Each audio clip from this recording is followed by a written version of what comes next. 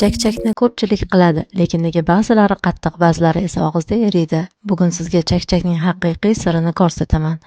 5 ta tuxumga yana 5 ta tuxum sarig'ini qo'shamiz. Aynan shu usul chakchakni juda yumshoq va og'izda eriydigan qiladi. Zilxizil, tuz va un qo'shib yumshoq xamir qoramiz.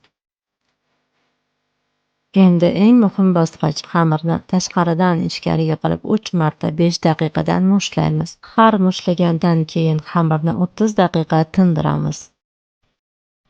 Aynan shu usul chakchak ichida mayda pufakchalar hosil qiladi va usti silliq chiqadi. So'ng xamirni bo'yi 9 sm, eni 1 sm qilib kesib chiqamiz.